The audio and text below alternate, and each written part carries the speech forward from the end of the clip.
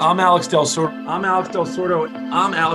And we have Jess Eddy. It's Kevin Sauer. Nita DeFrance. Eric Murray. It's Mahe Drysdale. It is Sir Matthew Pinson. Thank you for being here. I'm Alex Del Sordo with Rower's Choice, and this is another podcast interview. And instead of going the high school route, which is a lot of what we do, or the semi-pro sort of Olympic rower, we're going program coach at the collegiate level. I've known this guy for almost a decade now, which seems to be a recurring theme. This is Brian Conley over at Lehigh. Brian, thanks for being here today, man. Yeah, thanks for having me. It's always good to sort of hang out with you. That's a really great compliment. So I asked the same question over and over and over again. Where were you? How old were you when you took that first stroke? Freshman year of high school. I had showed up late to tryouts for rowing at St. Joe's, and very first day was a 2,500 meter erg test. Who was your coach? Who was your coach at St. Joe's Prep to make you do a 2,500 meter? Because that's a unique distance, right? That's a very 80s. But that was the standard back then. I know, but you just told me everything about your age right there, man. I'm not young anymore, man. I'm sorry. Holy cow. All right. So 2,500. Who was your coach then? Who registered you in? So it was our freshman coaches were Luce and Quanto, and then you'll start recognizing these names: Brian Perkins. Wow. And Mark Valeni. Okay. They're freshman coaches for you? They were my freshman coaches in high school. Dude, how lucky are you to have these guys, man? Yeah. All right. That's super cool. So what year was your freshman year at St. Joe's Prep? That was January of 1995. Wow. Okay. So there's a lot of guys that ran through that cycle, 95 to 2001. You were one of the fastest premier high schools in the country.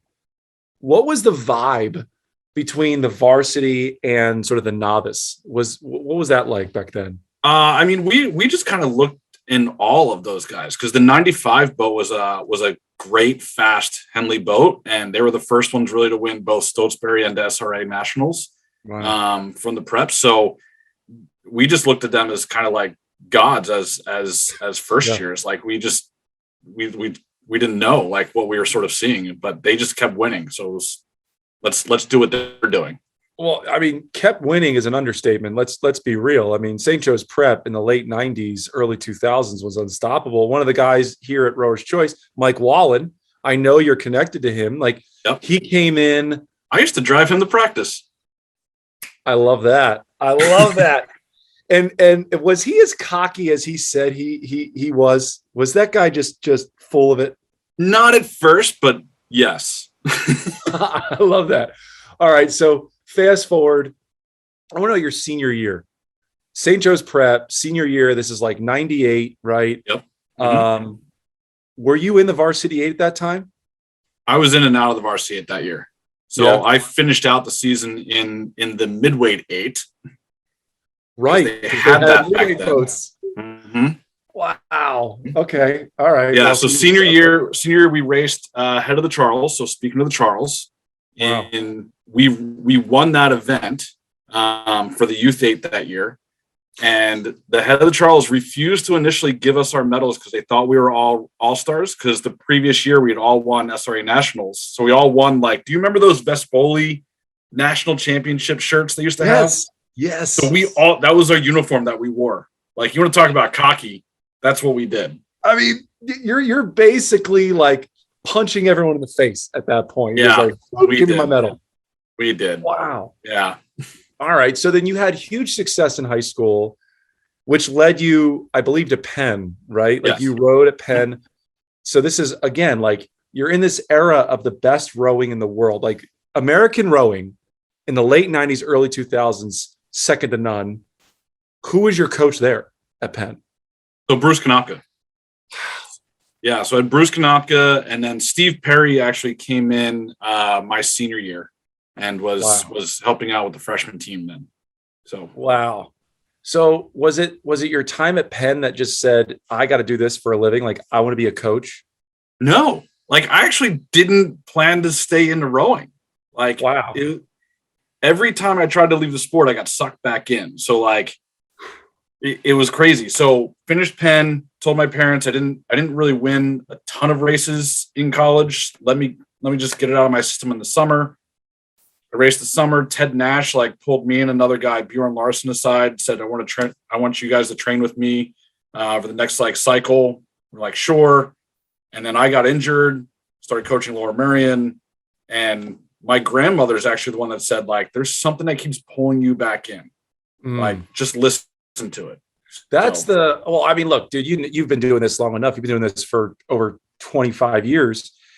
That's the same for everybody in our sport, right? I mean, it's the same.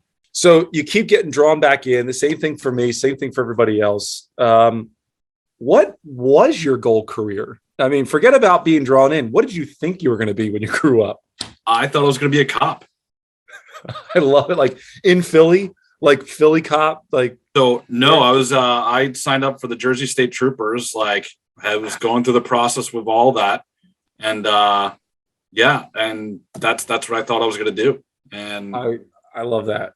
And clearly not the case. So let's, I'm really interested. There's a topic that I really want to get into because I think these young coaches would really like to hear how you do it. But you do these small jobs, you're in the coaching, and then Lehigh. Like, when did Lehigh come into play? When did you become the coach there?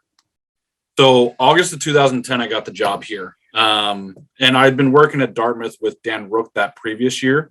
Oh, great program. Great program. Yeah. And I just, being a part of Dartmouth, like I came in right when they just sort of had their worst sort of season. And then we ended up winning the Ivy championship there. I just always was drawn to programs that, weren't sort of at the best, but could be in some way, shape, or form. So, but that's odd. I mean, I want to know why, because, you were at St. Joe's Prep dominating. Penn, another fantastic program.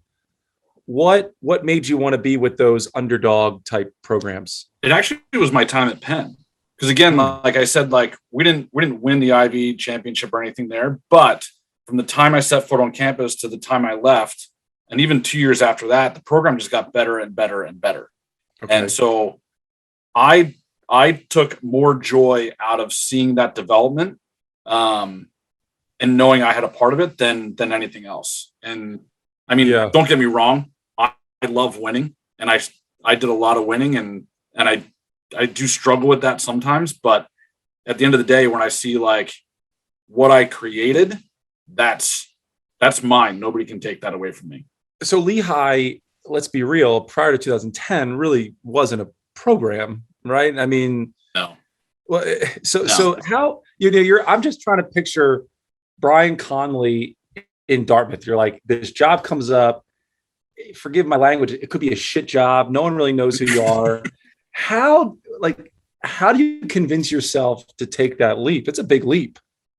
So if I'm going to be honest, like I just looked like they couldn't be any worse. Okay. But I looked at the program and I was like, you know what? Like they're Division I. That's what I want. Yeah. That was right when the AQ was coming out for the NCAAs. Mm-hmm. And so I was like, there's no reason why that athletic department won't get behind a program to try to commit to an AQ. And so like that was part of my whole pitch in the interview process. Yeah. And if they responded to it, then I was like, okay, like this is kind of where they want to go. And a lot of my questions revolve around that. How hard is the interview process? Now, this is 11 years ago, but it seemed, I talked to a lot of coaches that interview at a lot of places, and I always hear the same, like, oh, I didn't get it, somebody else got it. Is that a difficult interview process at the NCAA level? It's difficult if people are looking for people with head coaching experience, which that's the hardest part. Like I was always struggling to get an interview anywhere else because the response was, well, you don't have any head coaching experience. Well, how am I supposed to get head coaching experience if you don't hire me? Like, yeah, good point. Interesting. All right. So describe, if you can, your first couple weeks at Lehigh. You walk in, you're a new coach, there's kids there. They really don't know what they're doing. Like, what's that first week like? It was a culture shock for one, because as you pointed out, like I'd only been really around like top end programs. Right. So I came in and I simply said to the team, hey, like I've looked at your results, like you guys beat Lafayette last year and that's great. Like, but let's be beating them by like 30, 45 seconds as opposed to one. Well, the team responded in like, how dare you like put down our result? And I was like, that's not what I was doing. So I realized I had to like change my expectations, meet them where they're at. I actually called Dan Rook like that night and said, like, Dan, you didn't give away my job yet, right? Because I don't know where to start with this. Well, there's something really powerful you just said. There's two things you said that I think a coach really needs to absorb. One, you leaned as much as it could be like, oh, I kind of want that job back. You leaned on your connections, right? You called Dan and said, I'm sure the conversation wasn't just, can I get a job back? It's like, what do I do, man? Like, I need some help, right? Yeah. And the second thing is you sort of got out of your own way and you realized that the way you've done things in the past sure as hell ain't working at Lehigh. Yeah. Yeah. I'm a very different coach than I was like at Dartmouth or anywhere else. So when you came into Lehigh, paint this picture better for me. There were boys and girls, just girls. Like, what were you walking into? So I'm the head coach of the men and women's program. The women are a varsity sport. The men are a club sport. So it's a weird dynamic. Yeah. But we treat each program equally. And so just sort of setting the expectation of like, this is what we need to do in order to win a Patriot League championship or win the Dadvale. Like, what do you guys think of that? And the responses, like, I was expecting like, yeah, we should be winning that. And that was not the responses I was getting. And it just made me aware of just sort of where their starting point was. Which, you know, it wasn't a great spot. So, okay, there's a bunch of programs out there, Michigan, UVA, where it's an NCAA one sport for the girls and a club for the guys. Yeah. I would imagine if I'm a guy at Lehigh, I'm so angry at the women for having all of these other opportunities that we don't have, right? I mean, maybe I'm wrong, but I'm just thinking from an egotistical standpoint, having rode at the NCAA type level, the IRA, how do you manage the two clubs? That just seems difficult to me because you're the program guy, you're running the show. How do you manage that? Again, like I'm very transparent. If you're going to sit here and come into a program where there is that dynamic, the athletes have to really understand what they are and what their role is. That's what I really believe. So like with the men and the women, like, again, we treat them equitably. So they have access to a lot of the same facilities and things like that. But at the end of the day, like, I will absolutely tell the men, like, hey, in terms of my decision-making process, like, this is how it works in this regard. And yeah, there's been some pushback with it, but at the end of the day, like, they know I'm being flat out honest with them. I'm not trying to like do anything to like undermine them, but they also know that I'm also fighting for them too. Like, that's the key part there is the athletes got to know you're always on their side and that you're trying to push forward both programs, not just one. And if they know that, that's good. So delegation, how much coaching staff do you have at Lehigh? How big is it? We have one full-time, 2 part-time assistants, and a grad assistant. And they're all there equally spread out among the program. For like our grad assistant works more primarily with the men than our women at all. And then who do you focus on day to day? Like where are you sitting in the launch? So John Bancari, right? The guy that coached me a long time ago. Yeah, love John. That guy would bounce from, everyone loves John, but he would bounce from program to program, boat to boat. He never really emphasized all of his time on one, based from my experience at Grand Valley that I knew him from. And even, at Marietta, he would sometimes bounce around. Do you do the same or do you focus? I focus. So like I will focus most of my days on the women. And then I do spend a day or two with the men.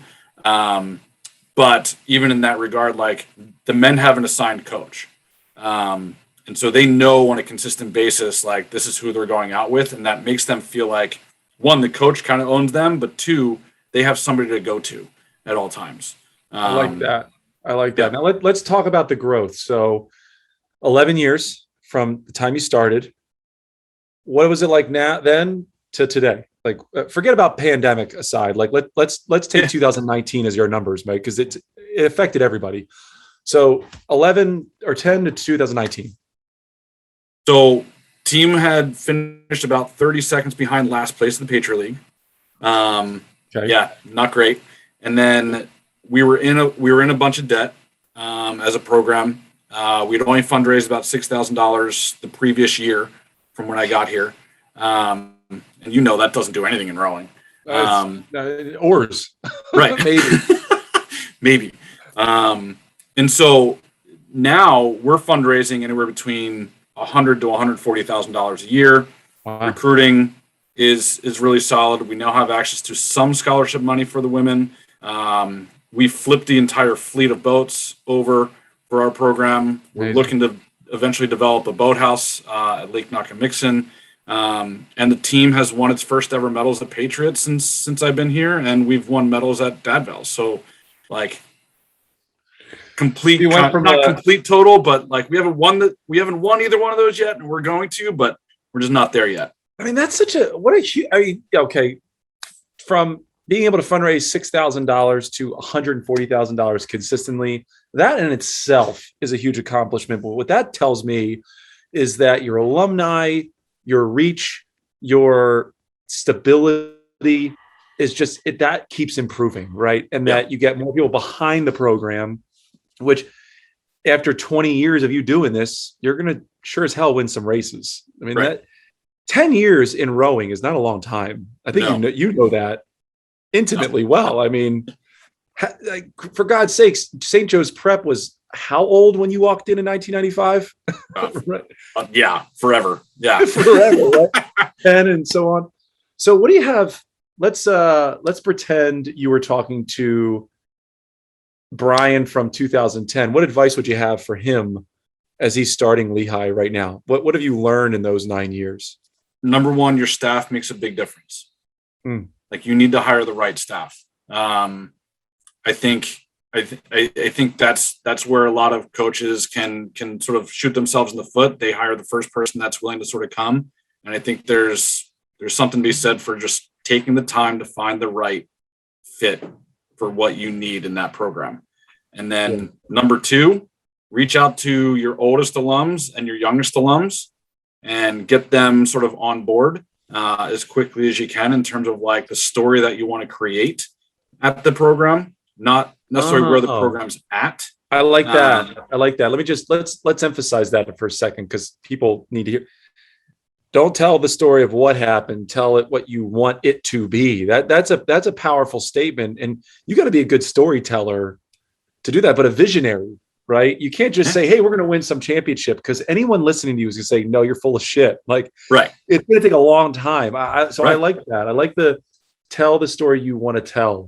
That's a good thing. All right, sorry to interrupt. Keep going. All good. But I think doing that allows them to sort of like get behind you financially, and then you've got to spend all of your time recruiting. And recruiting that first year for us was a high focus on leadership people, not necessarily the fastest people.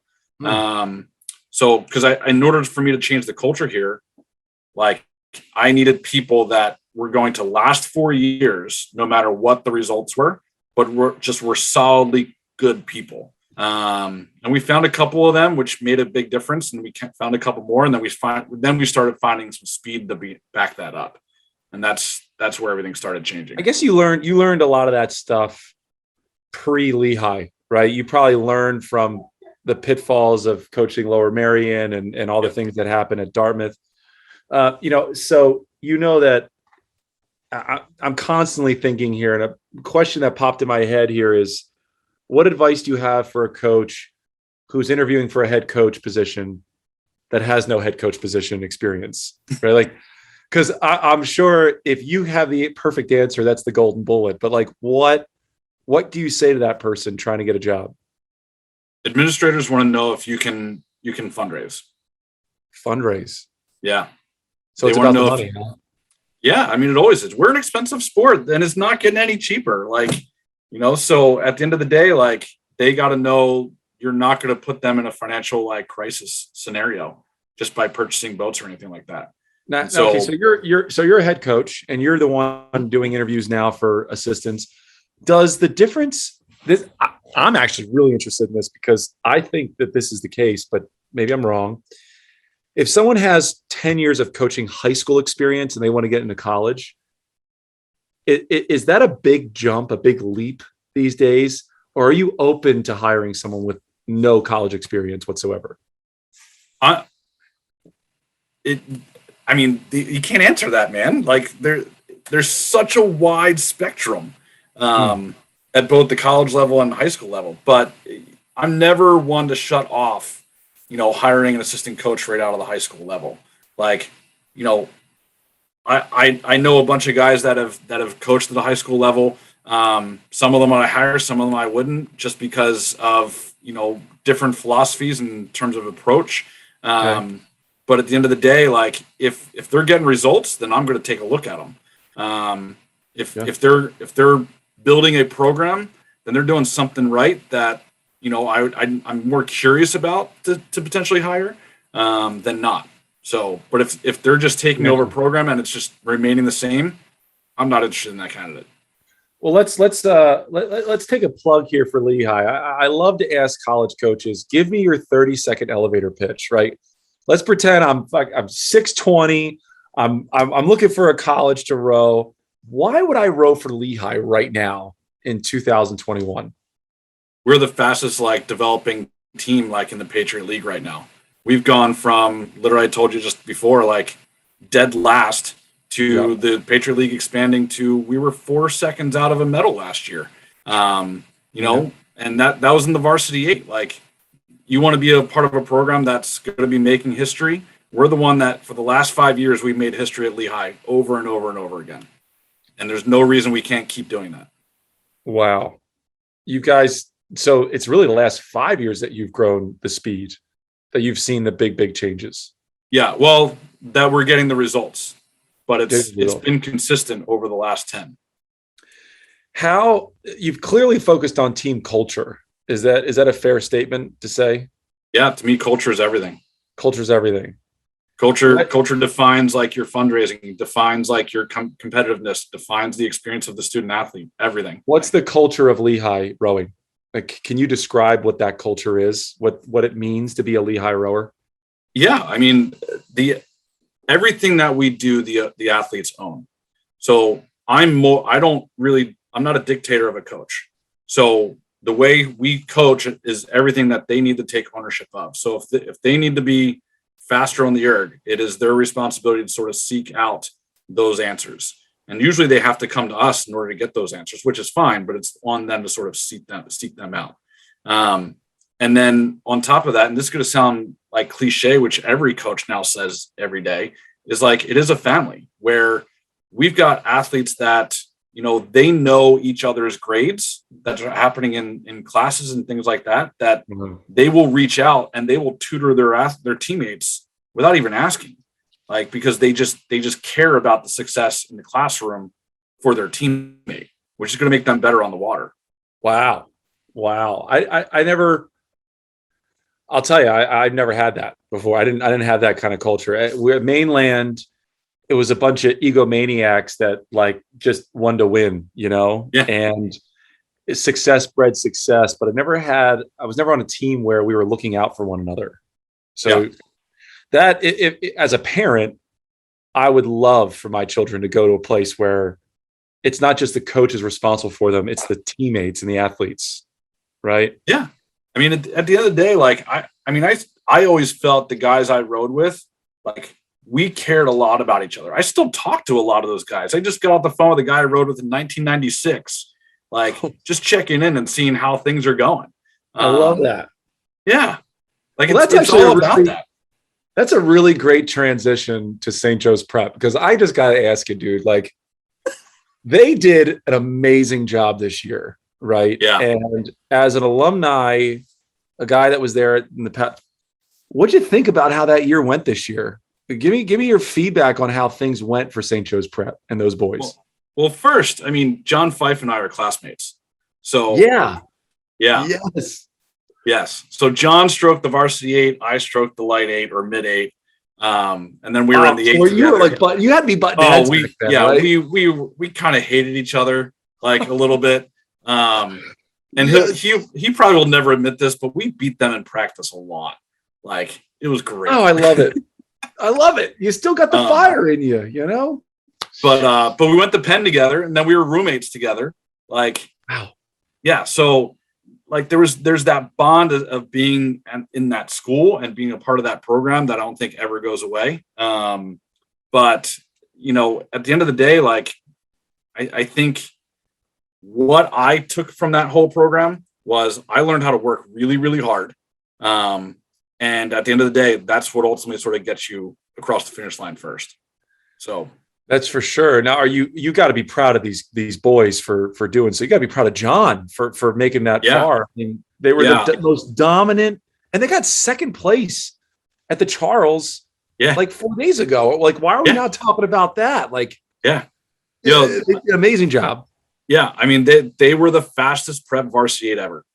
And you can say that. I will say that. They were the best varsity 8 ever at St. Joe's Prep. Think about what that does for those boys forever. Like they'll never have that ever again. And I think you know that. Like, they will never experience this kind of camaraderie, the teamwork. I'm so you know, the guys here at Rower's Choice, all the people here, we joke about them and we make fun of them sometimes, but we're all secretly jealous.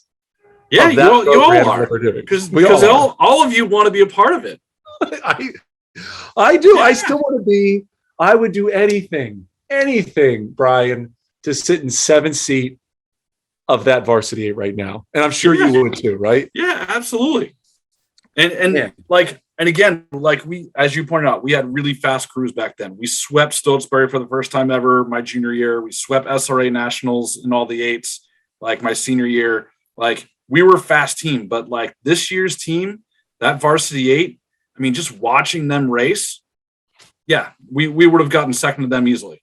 Like, we haven't had a chance. You know, he was your college roommate, very close with him. We haven't had a chance to talk to John after he lost at Henley. What was going through his mind and the athlete's mind? I'm sure you guys connected at some point about that race. We actually haven't really talked much about it. I know again, like the whole selection of the bracket, you know, they got really sort of a bad selection with a really sort of tough line to get to that final. But I still think the way those guys raced, like they lived up to the prep ideals. It just came unfortunate. They had back-to-back really tough teams to race. It was not an easy bracket to get through this year for them. Sure. So, right. I mean, it's international racing. And I don't know if you've been to that course or not, but it's extremely hard. Oh my gosh. I mean, I don't care what people say. It's hard. Brian, as extra 112 meters, man, makes a huge difference and going against the current. Yeah. Especially like knowing you got like 5-6 days of this, right? Because they were there for a while. They were trained. They did other regattas locally. They were training all day long. Like, it ain't easy. You know? All right. So as we come to a close on this sit down, what advice do you have for the young coach? Like, give me a little bit more advice on the young man or woman who wants to start in this business, that wants to become a coach, either at the assistant level, the head level. What do you want to say to those people? Never stop learning. I mean, I'm still learning from all of the people that I learned from you. I learned from, you know, Paul Bugenhagen, like anybody that I can learn from something. And it may not be rowing oriented. It may just be like, you know, how to get somebody to lead a little bit better, or, you know, what are sort of the different new age things that like the younger generation needs in terms of recruiting. Like, I made the mistake, going to be honest, I made the mistake when I first got here to think I knew it all. And I don't. And that was the biggest transition I made as probably a head coach. It's made me a better coach, is going back to, I got to learn. I got to keep the learning curve up as much as I can. Yeah, I think a lot of the times, a lot of rowers and coaches take our sport way too seriously, and then they think that their way is the highway, and it gets it blocks them from being really successful. Yeah. And you got to bring the fun. Got to make this fun for them. Yeah. I think I'd relate a lot to that. If I was ever a head coach again, I would just be smiling and enjoy myself. Because I remember an old coach said to me, take a minute and look at what you're doing. You're in a boat on the water with your best friends. Yeah. Sure, it's a little cold outside, but how many people get to do this every morning? Yeah. I remember my senior year. I was out on the water. We were going to grab a lunch. It was me and the other men's heavyweight captain. And we were talking about, like, man, if we were coaches, like, this would be the best job in the world. And neither one of us thought we were going to be coaches. And here I am, and it is the best job in the world.